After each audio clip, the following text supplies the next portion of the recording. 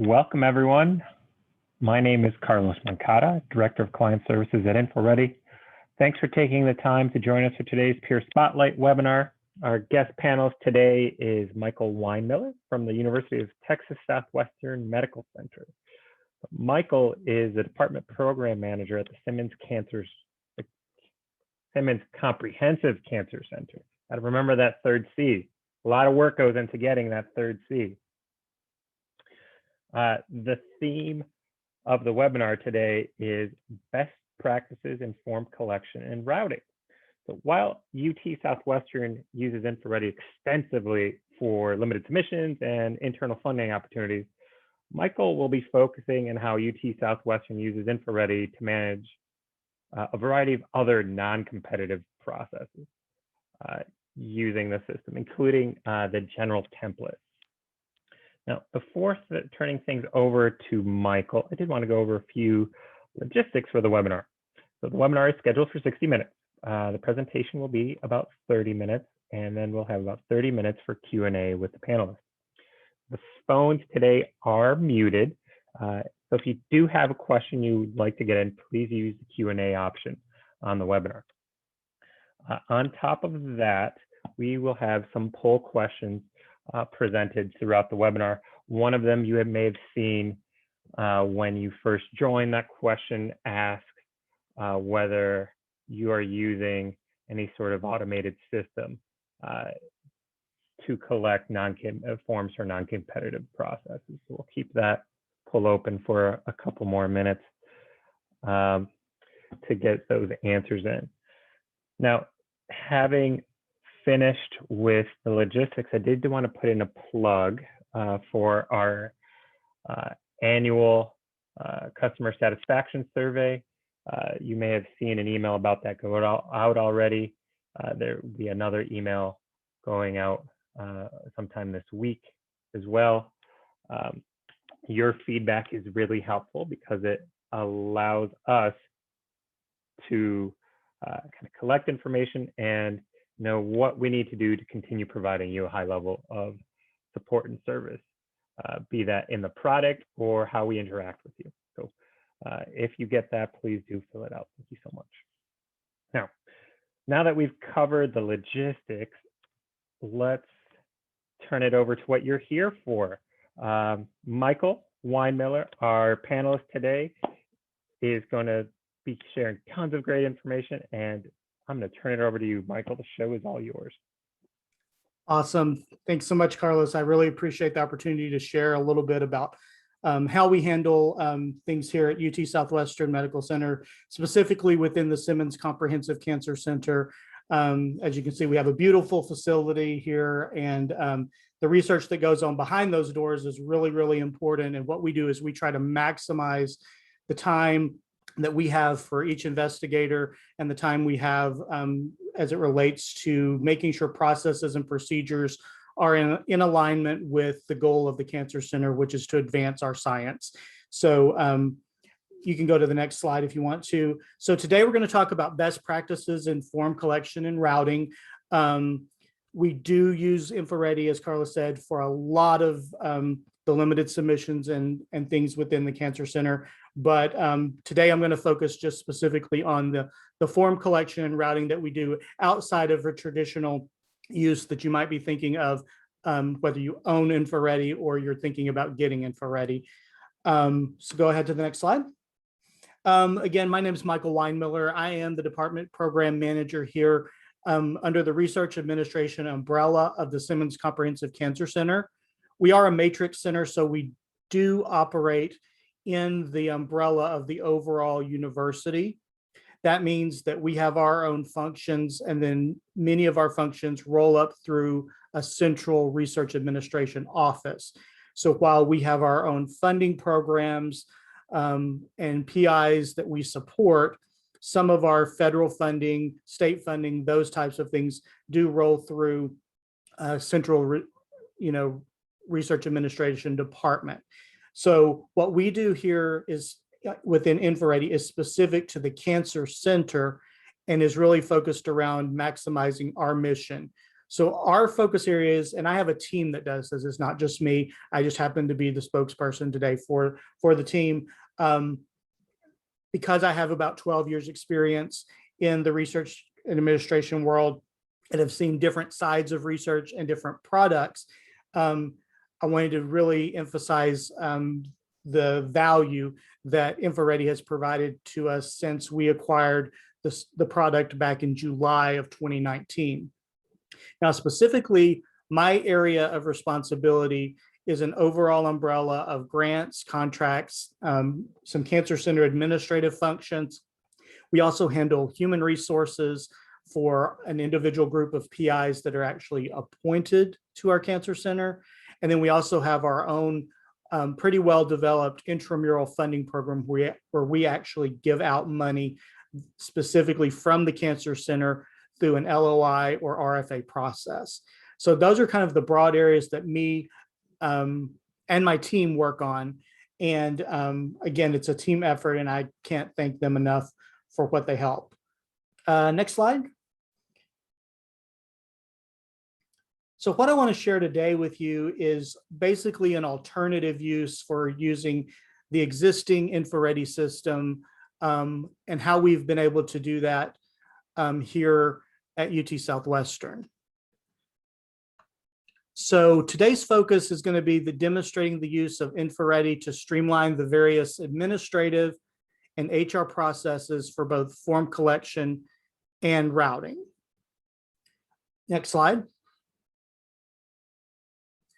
So at UT Southwestern, we do use InfoReady as an intake system. It basically pairs with our database software system, which is called eval. That system reports all of our return on investment for both our internal and external customers. We manage both the intramural limited submissions, as well as our membership, human resources, and financial functions within InfoReady.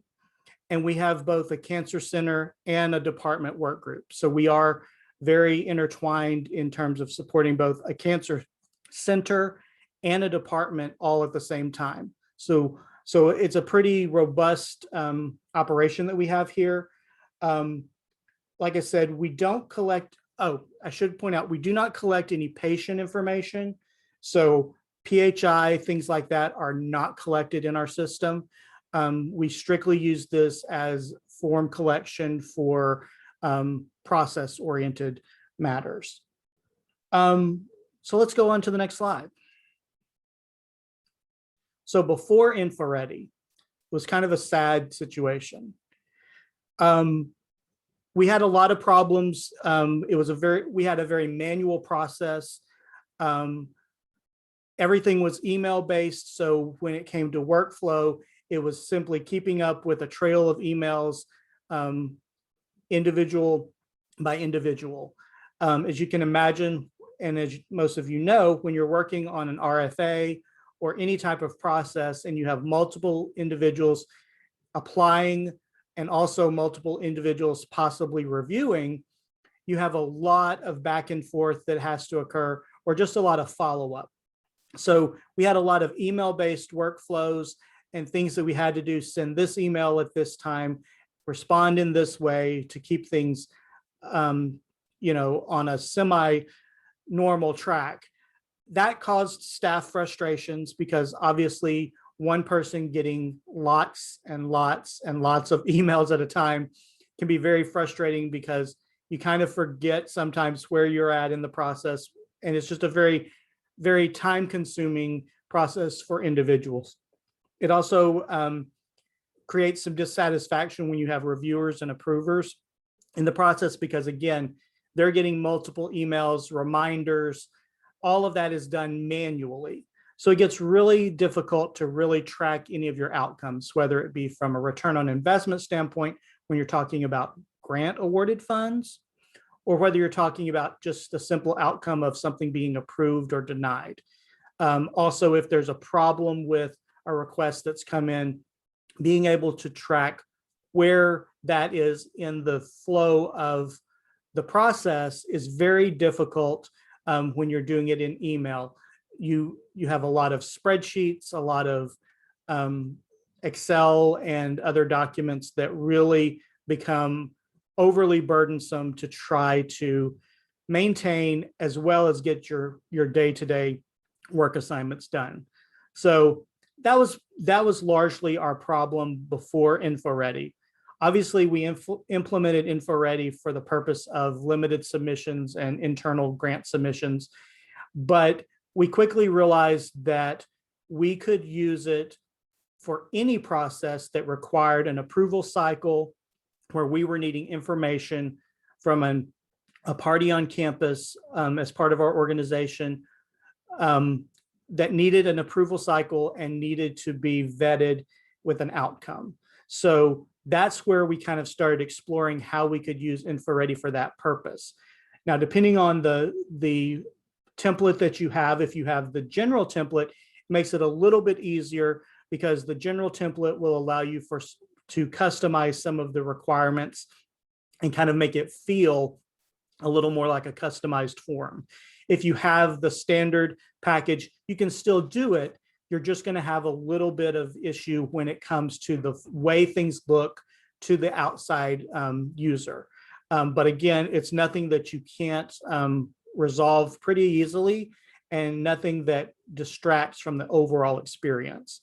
So let's talk about what happened after we implemented the solutions with InfoReady. Go to the next slide, please. So after InfoReady and after the InfoReady implementation, we were able to come up with a lot of solutions to those previous things that were problems for us. That being process automation, reduction of manual emails, increased end user satisfaction, and the automation of the tracking of our outcomes and approvals. So it's been really instrumental in our processes and making sure that we have clear processes and clear solutions to go with them in terms of approvals and especially the outcomes for that. Also, I will say as a side note, the digital feature is really great because it provides the digest feature, I should say, is really critical because it provides an automated notice for anything that a particular user in the system has pending. And that's invaluable because it saves us a lot of emails, and we don't have to constantly remind someone by email and it go to junk mail or just be ignored. At least they're getting a, twice a week notice from the digest that lets them know, hey, you've still got something pending. Hey, something's going on here. Please take action. So that's been really good. And in terms of the reduction of the manual emails, that kind of directly fosters into the amount of time and particularly the amount of staff we need in order to accomplish all of these different processes. So the next slide. So here are a few of the types of forms that are collected by our team. This is not an exhaustive list, but it's a pretty broad list of things that you can find on our landing page that are specifically administrative or membership in nature. And all of these link out to a particular form that has a particular routing path, whether it be just the administrator or it goes into a further approval path. We did create an administrative category within InfoReady so that we could sort out all of those processes so that they didn't live in individual funding types. We kind of streamlined those things. Again, we have different kinds of requests that we do, and I'm going to talk about 3 of these different types, but there's really an unlimited number that you can really engage in and really create for your teams to really be efficient, and it's very customizable. So let's go a little more in depth and talk about a couple of the examples that I have for you guys today. Next slide. So some of the administrative processes that we took into account that we're responsible for and determined that this would be a good use for are things like position intake, resignations, and our our actual RFA posting request that we received here as a cancer center. So for position intakes, we are responsible for posting jobs for our laboratory basic researchers. And by using the position intake form, which we're going to look at in just a moment, we're able to make any quick institutional changes as questions change on hiring practices, update anything related to approvers, and just establish a pretty well overall workflow that's related to getting a person from the idea of hiring them all the way through the process of posting the position. And then from there, our HR system takes over, and actually we work in that system to do the hiring. But this gets the person routed through the process of getting a position and approving that position and making sure that we have secured funding for that position before it goes live to fill with a warm body, if you will. So the same thing happens in reverse with our resignations. It's a central point for the person who's leaving our institution to go in and complete all of the requirements that we have for someone to notify us of their termination, and also receive their approvals from their manager for the date. And it allows us to retain as one document for the permanent record all of the results from that form and the routing. And then finally, the RFA posting request, because we work not only within our own group for posting funding opportunities for money that we distribute, we also work with UT Southwestern's development office and our provost office in supporting some limitations that are cancer center or cancer focused. And what we have been able to do through using the RFA posting request is we use that form for those groups to actually give us all of the information about the RFA that they would like us to manage on their behalf. And then we don't have to go and collect information from the primary sponsor, because they've provided us a basic framework for exactly what the sponsor is looking for in a nominee. And then we can tailor our RFA from there. So this is essentially a request to put something into InfoReady on the limited submission side, whether it be for an LOI or an RFA. So we get all of that information and we don't duplicate efforts across both our team and the provost office or the development office team. So let's look real quickly at the position request form by example. Next slide. So this is the landing page when you select the position request form on our website.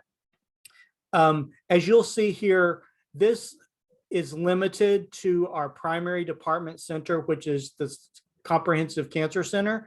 So with these forms, with any of these forms, you can leave it open to any user within InfoReady, or you can limit it to certain individuals that only need access to this. Because we don't, within our hierarchy as a university, because we don't support all the other departments and their hiring functions, they don't need to see this form from a universal standpoint. But our cancer center members and anyone that falls under the primary department or center do need to see that. So we've limited this to that particular organization within our hierarchy. And simply they click on Start Request, and that takes them to the next screen. So next screen. So this is a simple form. It's a position request form. It will pre-fill in the name of the user. In this case, it has my name, not associated with a particular lab. They will then update the job title they're requesting. They can include who the hiring manager is, who the reports to is, as it may be different. And then we have a number of questions that we need to ask internally to support the position that we're asking to create. So you can see that we have quite a bit of information, salary, department IDs, and then a full list of both the job duties, visa sponsorship information, a justification as to why the position is needed. Next slide. We also have a number of questions about off-campus work, work related to medical or patient-related care, access to PHI. All of those things are very customizable. We also have an area where they can upload files, in particularly for us, if we're hiring a postdoctoral researcher, someone's already been identified. We can get a CV. For some of our cores, we already have a process that happens before this form, and they need to provide us with an approval document. And then lastly, they sign or save and submit their application, and they are allowed to add additional people who should be copied on any of the future correspondence. And then they click submit, and it routes to the administrator for initial approval. Next slide. So once the form becomes accepted by the administrator, we always have the option of returning it for any missing information. That should be noted up front. Once we've accepted the form, it enters into our predetermined routing steps. And this is the same for any form that we have. In this case, we have an HR manager approval and post process. So it will route to me because I actually am the person who functions in that role. And then it will receive my confirmation, and then that notification is then sent back out to the requester, and they are notified that we will begin the process. So the email notification here would just be updated to say we've received your request, and it's now moving to the HR process, which, as I said, in this case is done outside of InfoReady through our actual HR system. Okay, so next slide. So that was a simple form, request, routing, approval. We're done. Membership. Membership is another area that, because of our comprehensive cancer status, we do have a lengthy process to obtain approval to become a member here. We have a form that is for Cancer Center membership intake, review, and approval. We also notify our new members of their approval through the system. We have the same process for the cancer trainee membership, which is a separate RFA, if you will, but it follows the exact same process here, with the exception that it routes to different approvers that are over our trainee program as opposed to our general membership program. So next slide. And again, this is a little more in-depth because the process is a little more detailed in our membership application process. You'll see on the right, we have the full explanation of exactly what our criteria are. And then on the right is where they can begin the application process and complete the majority of the information there. If you go to the next slide. Again, this is a very specific ask of a potential member. So you're able to use a variety of yes, no, multiple choice questions, any of a combination of those, and really get to the information that you need in order to make your administrative decisions. Again, there's a place for uploading of files. In this case, we upload a research narrative, any supplemental information, and a biosketch. And there again, you see they submit their application and copy anyone. And this is a great feature that I point out again, because it's really important that they're allowed to copy people, because they may have someone else, such as an admin or something, working on their behalf with them in order to do this. And these are all functions that administrators can help out with, because at the RFA level, they are able to use proxies. I should point that out. Next slide. Again, this is the form routing for that. Exactly the same process. It just has multiple routing steps. In this case, where there's a leader that reviews and there's a final administrator, in this case, Stephanie, who's the final reviewer. And then again, you can customize your email notifications throughout the process. And you can set as many routing steps or routing scenarios as you need to, depending on the package that you have and the approval needs of your organization. So you can set this up using the multi-tracks system if you have that available through your license, or you can use it in a 1, 2, 3 step-by-step routing transaction as well. So routing can be customized based on how you would any other RFA type request. It's just you're using it for a system process. Next slide. And the last area I want to just talk about briefly is our financial services. We do take care of some commitment funding that the Cancer Center provides to some of our investigators across campus. And we also provide for no-cost extension requests of existing awards. So the award might actually have been processed in InfoReady, but now we need to have more time to work on the award than was originally granted. And so a no-cost extension will allow us to increase the time on the award. And we've created a form just for that purpose, because we're an intake system, we need to get an approval for that. And then the approval can then be translated into our eval system through the form of extending the date. Go to the next slide, please. So the final form we're going to talk about is that no-cost extension request form. And this is just a very broad overview of how we do this process. But again, it requires an approval through our cycle here. And so the individual will just click on initiate request, and then it'll take them to the next slide. So let's advance here. Again, we collect new information. So we're asking them to give us, the original start date, the original end date, what their balances are, request a new end date, and then give us basically the reasons for either the delay or the remaining aims. And then they submit that over to us through the approval cycle. So next slide. And again, this has a 3-step approval cycle.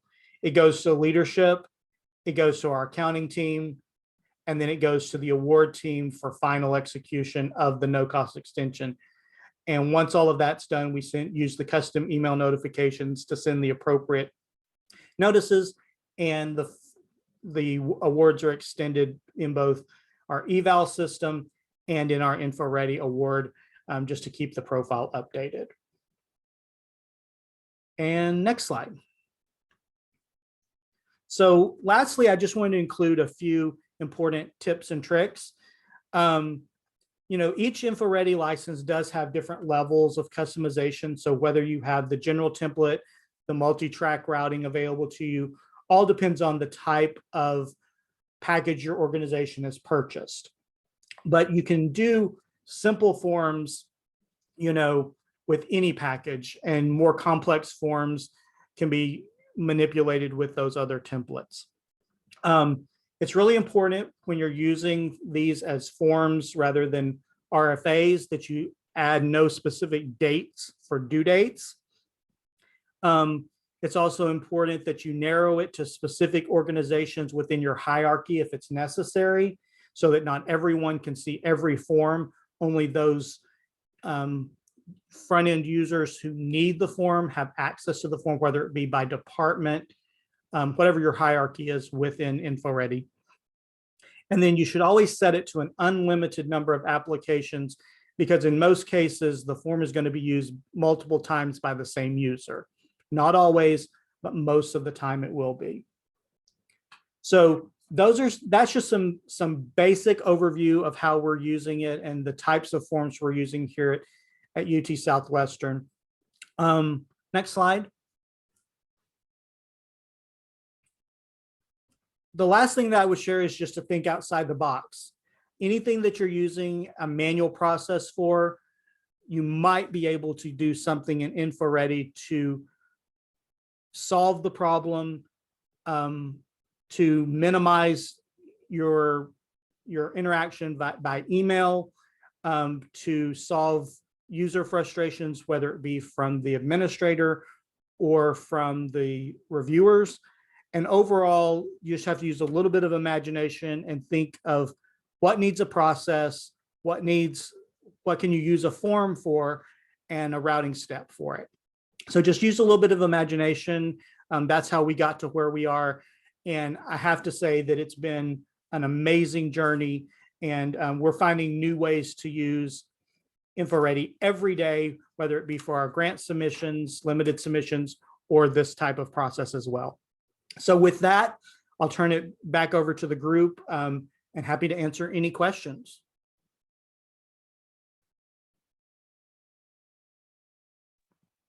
Thank you, Michael. Really appreciate you sharing all that information.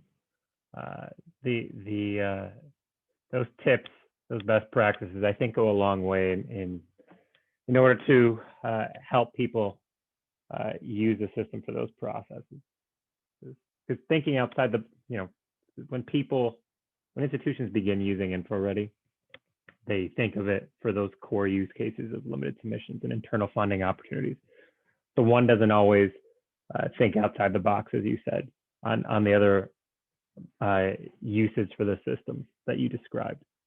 Now, one thing I just did was launch a poll question with the listserv, asking if you'd like to join the listserv. That would be a great place to ask your peers at other institutions about these types of questions. So on top of the peer spotlight Q&A session we're having right now, that's another avenue you could take after this webinar. So we did have several people submit questions, so let's get started with that. Are you ready? You got it. Hit me with your best shot. Born ready. Love it. So first question, regarding creating forms, is that a default function that the institution admin can handle, or is this something that requires DocuSign to complete? We don't use DocuSign in terms of interacting with InfoReady. Everything is done inside of InfoReady. So any approvals that are necessary outside of InfoReady, we would use a separate process. But as far as the forms that we use, don't require any signatures. So they're not any binding requirements from the university standpoint. So we don't have to use a DocuSign. In the case where we might need an external form, that would be done outside using DocuSign and then possibly imported back in as a upload, if I'm understanding the question correctly. And there was a follow-up, actually. She corrected herself, saying InfoReady to complete.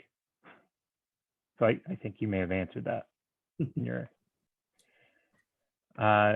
So next question.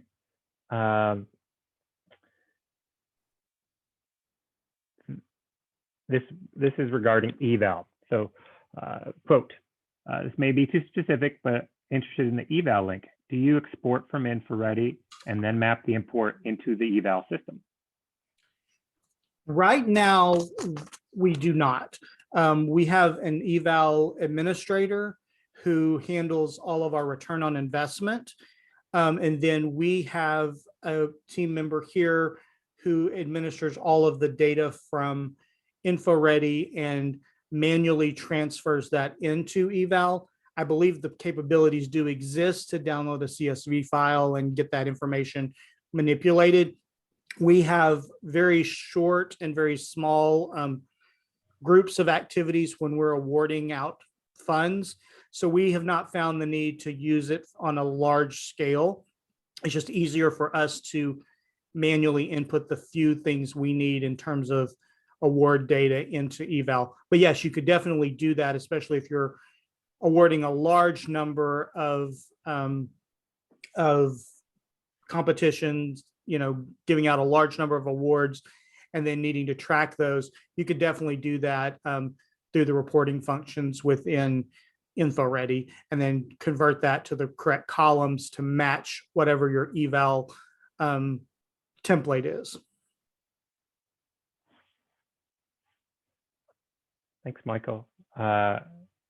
One other thing to add,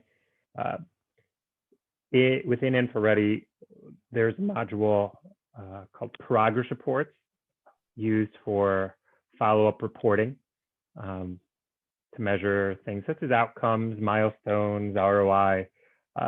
There's a form builder where you could create a series of forms and assign them to your quote unquote awardees as needed, and set up due dates and reminders in there as well. And then that all exports to spreadsheets too. Exactly. And that's how we use it. We export it to a spreadsheet, which, because we're getting those maybe 5 to less than 10 at a time on a rolling basis, we've at this point just manually added that information, but you could, of course, could set up from that spreadsheet the correct file that would upload into any system that would accept a CSV file. Should work. Completely. And here's a question, by the way, regarding your no-cost extensions. Quote, to clarify the no-cost extensions, these are awards that are made in InfoReady, right? Is there a way to link the extension to the awards, or is that manual? We have not found a way to link that to the existing award, other than we will update the date in the existing award from the competition when we actually awarded it.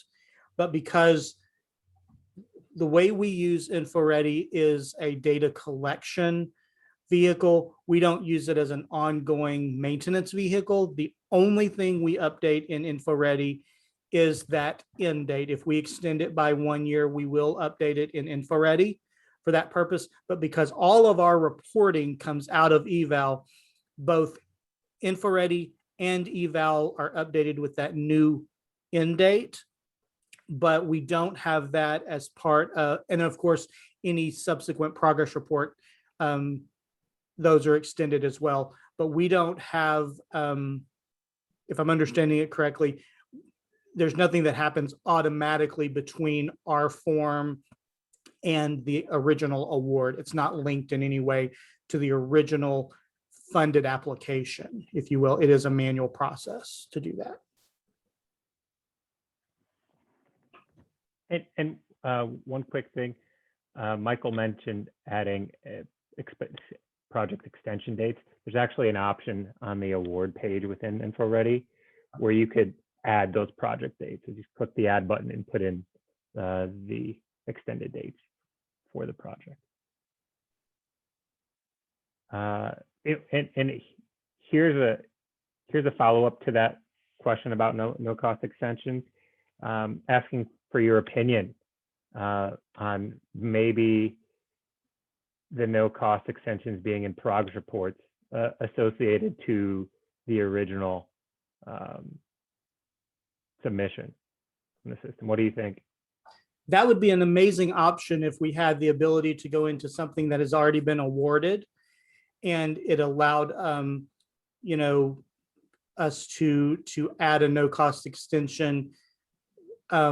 It would have to be looked at from our side, especially that there would have to be an approval cycle because it's not automatic. On our side, we have to look at the actual scientific need. But if there was a way, I don't know if there's a way to take an awarded proposal and then create another workflow within it to achieve an approval for that. So that would be the only question that I would say might be something for InfoReady to take back is can you kind of open it back up, if you will, for an extension, or is it kind of closed from an award standpoint at the point that you've actually set an end date? I know you can change the end date, but can you set up a new process, I guess would be the question. Something to kind of really look at, because no-cost extensions are not handled the same across institutions. So we would have to have a separate process. So that's why we handle it as just a completely separate request. And then we do the updating of end dates in both InfoReady and eval. And that's kind of how we solve that problem. Well, oh, sorry. I was going to say it's interesting you bring that up, Michael, because internally we've discussed whether at some point in the future we should add a secondary workflow to progress reports. Yeah.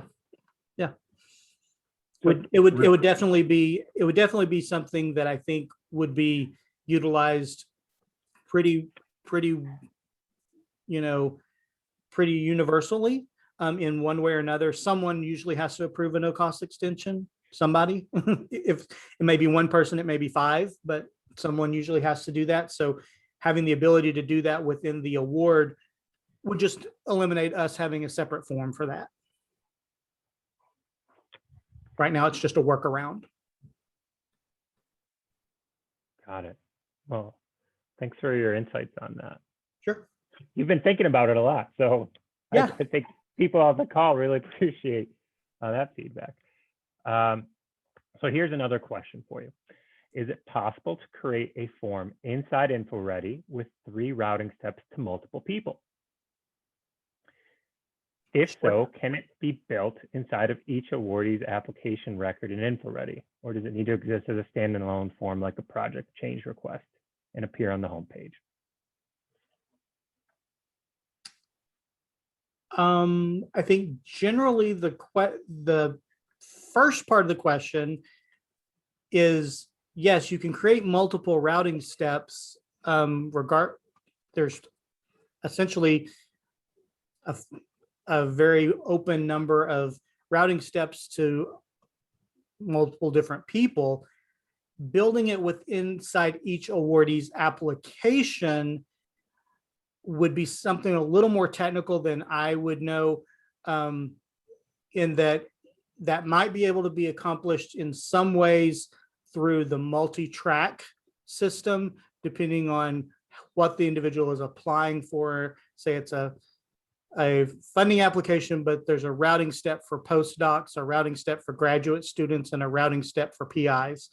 And maybe each of those routing steps, because of the nature of the questions, route to different individuals. Carlos, you might have to step in here because I don't want to get too far in the weeds, but that's the scenario I would be aware of possibly, of how an individual application would get routed to different areas of approval. It really does depend on a couple factors. One, whether the form is the same. Right. If the form is the same, but the reviewer are different or coming from vastly different areas of your institution, then the system accommodates that with all the standard functionality. If it's something where the processes are different and then hence the form will be a little different, then multi-track would help with that, and people up front would be able to select their the tracks that the process their form should go down. To the person who asked that, we can reach out to you separately and talk in more detail to help you. Okay, so we have a few more questions here. Let's see.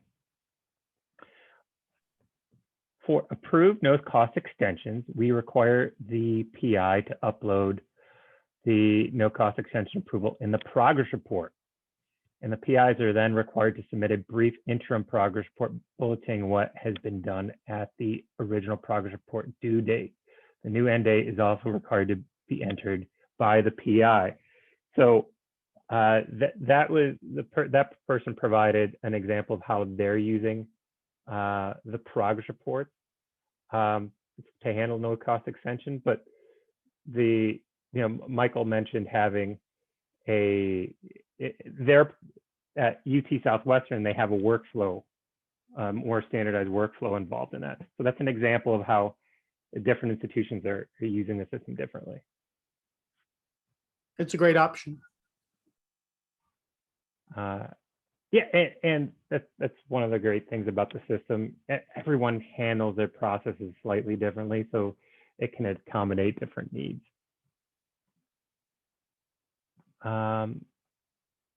Let's see. Someone just said no cost extensions are a really big deal right now due to COVID. Are there any other tips that you might have for managing? COVID is a great example of why InfoReady is so valuable. Like I said, we purchased InfoReady in 2019 in June or July, and we had a quick implementation of it. We had no clue that we would be going remote for almost a year. Had we had to do the work that we automated in InfoReady manually by email during a year away from campus and one another, it would have driven us completely crazy. InfoReady allowed that uniform platform, and some of these processes actually were developed during COVID as a result of needing to streamline and taking the time to get those items more automated and cut down on the emails, because we were in an even more email intensive environment than ever. And so we were having more emails come in about more things because everything was running through emails or Teams or Zoom. So COVID is a very good example of how, if you have some of these systems in place, you really can pick up from any location, anywhere where you have access to the internet, and still get your job done and your routing done, even independent of the email process itself. That's a great point. It actually leads into one of the other questions that have been submitted. Do you ever change your forms or review processes? So COVID probably impacted that a little bit. Yeah, absolutely. Every form, because it's customizable, can be changed at any given point in time. The main thing you have to remember is if you're using any standard reporting as far as data fields and things like that, every time you add a new data point to the request, you're going to have a corresponding field somewhere in InfoReady's reporting system. So if you're using it to import into another system, you'll just have to account for where you added a column or took away a column on the reporting side. But as far as day-to-day, yeah, we have, sometimes it's trial and error. With our position request form, we used to be in a situation where no one could work from home. Now we're in a situation where we have blended schedules and other arrangements, and we need to know about, for that particular position, what is the plan. So we've added those questions to help us with that. Those were not questions we had pre-COVID because our institution was not, as a state institution, was not a work from home institution. So yeah, that's an example where you can add stuff. And also with your no cost extension forms, or pretty much any form is a living form that you can change. The only caveat that you have to keep in mind is if you do have it to where the data migrates to another source, you just have to account for those adding or subtracting of columns of information. That would be my only suggestion. Thank you. And, the output is always very important to keep track of, isn't it? Yeah. Especially when you have multiple systems involved. So here's another question about processes. What are other forms you've considered setting up in InfoReady? That's a great question. I can think of several forms. We've toyed with the idea of some of our processes So in addition to hiring individuals, we also have to process visa applications for those individuals who might be coming from overseas. We've hesitated with that right now only because we really have tried to keep any detailed personal information limited to PI's names and things like that. We haven't really collected PHI or any secured information, and we get into things like passport numbers and social security numbers, which might not be a risk that we want to manage on our side. Not that the systems aren't secure, but that we just don't want that risk management element. And that's something we would probably have to seek approval for, to use a cloud-based service to store that information. So that's an idea that we've tossed around, but right now as a team, we've chosen not to move forward with visa collection of visa. That is still something we do manually in coordination with other departments on campus in terms of our international affairs. But again, there are, depending on the size of your organization, like I said, we manage both a cancer center and an academic department, which is it is the Simmons Cancer Center. So we have functions that we do for rebudgeting of dollars on existing awards that are given to us that have nothing to do with InfoReady, but they're just a separate process for maybe a federal or state award. We could do that in InfoReady rather than getting people sending an email for that. Same thing with salary sourcing for individuals. There's just any of a number of processes that have institutionally, we have an approval process for, whether it's just me and my manager or several people that have to approve it. So right now, those are kind of things that I can think of off the top of my head. I don't have a wish list right now in front of me because we kind of covered most of those administrative processes with the things we've already got in place, the major ones. That's a good thing. Already in place. Yeah. So here we have a question that's come in. How long did it take you to go from in the setup process from deciding to set it up in InfoReady to assessing what you needed to actually putting it into practice?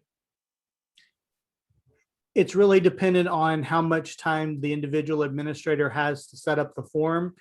I would say in some cases, once I established, for instance, I'm the one in charge of our positions. So that was a very simple process. That probably took me 10 minutes to create the form because I was already getting all of the information. I was just sending out a manual questionnaire for it, collecting it back manually through email, then transferring it into our HR system after all the answers were provided. I just took that same form and made it electronic and then created a routing system. So literally as little as however long it takes you to set up, if you can think of it as the most basic or the most complex RFA you've ever created, depending on how much detail you need. So really it's as an administrator, if you already have the content that you need, it's really just manually putting it into InfoReady one time, and it lives there for any edits as things change. All right, thank you, Michael.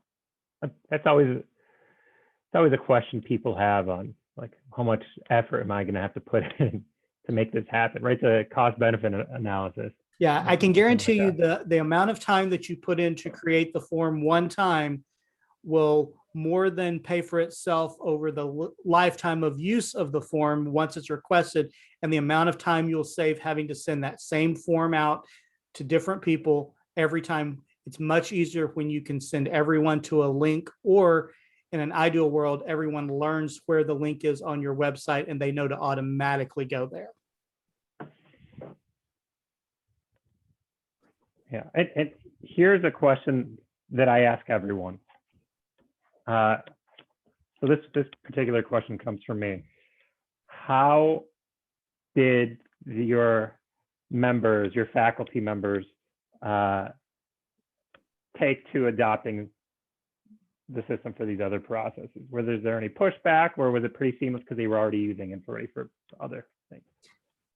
Thankfully, we introduced InfoReady for the limited submissions and the RFAs and LOIs and all the grant processes probably a year before we really got in the weeds of these other forms.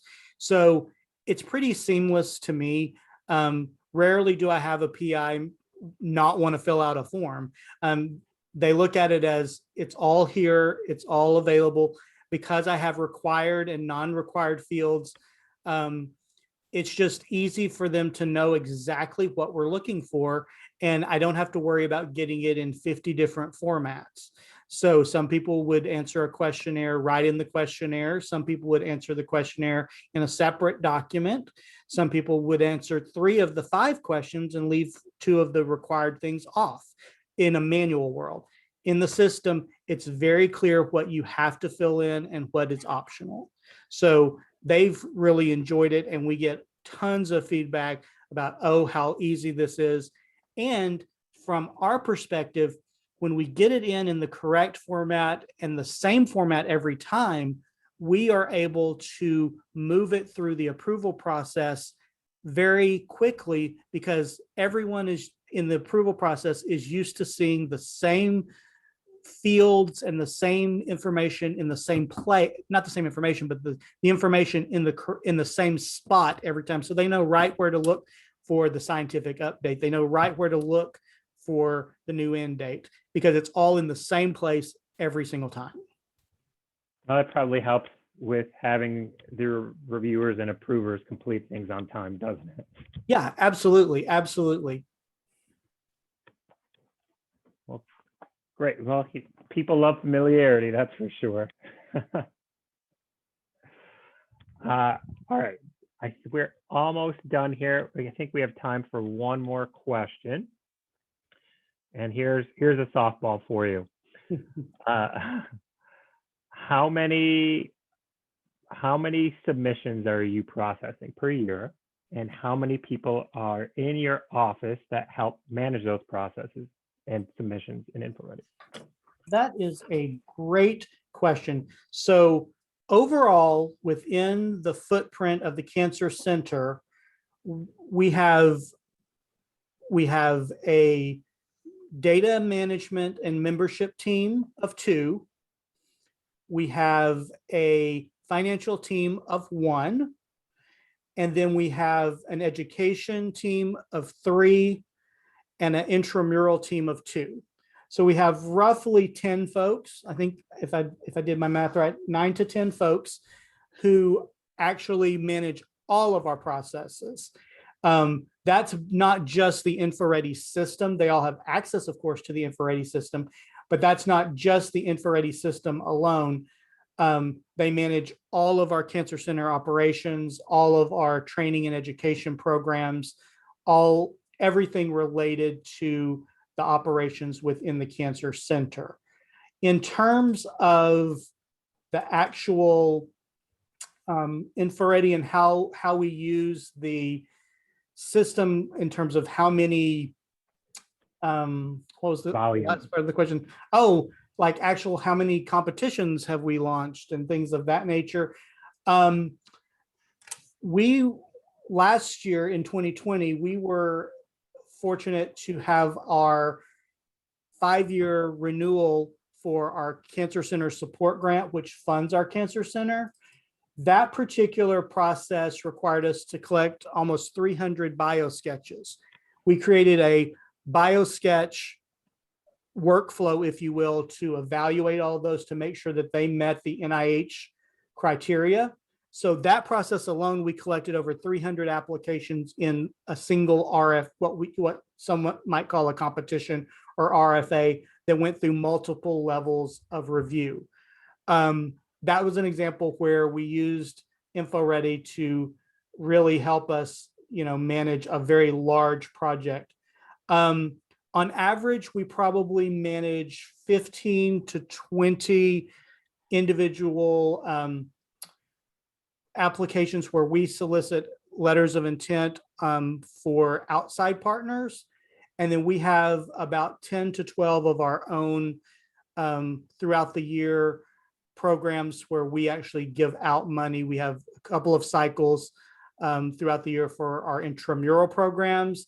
And then we have some other donor monies and other things like that. So it really varies depending on what the sponsors are allowing and what opportunities the sponsors are giving us. But we do have quite a bit of activity. Well, Michael, thanks for that comprehensive answer. It's always good to have the context and how an office is set up and operates. With that, we've come to the end of our hour. Thanks so much, everyone who joined. Special thanks to Michael Weinmiller from the University of Texas Southwestern Medical School and the Simmons Comprehensive Cancer Center. You were wonderful. Really appreciate your time as well. The webinar today has been recorded and an edited version will be available next week. If you do have any questions for Michael, feel free to reach out to us, or I think he provided his contact information earlier as well. On top of that, if you do have questions for InfoReady, my colleague Max Dinerman is available if you would like to know more about the system. If you're already using it and want to maybe adopt some of the use cases Michael spoke about, feel free to reach out to me or your account manager or the support team. And with that said, thank you everyone again for your time. Have a good week. Enjoy your summer and stay safe. Bye. Thanks, Carlos. Thank you.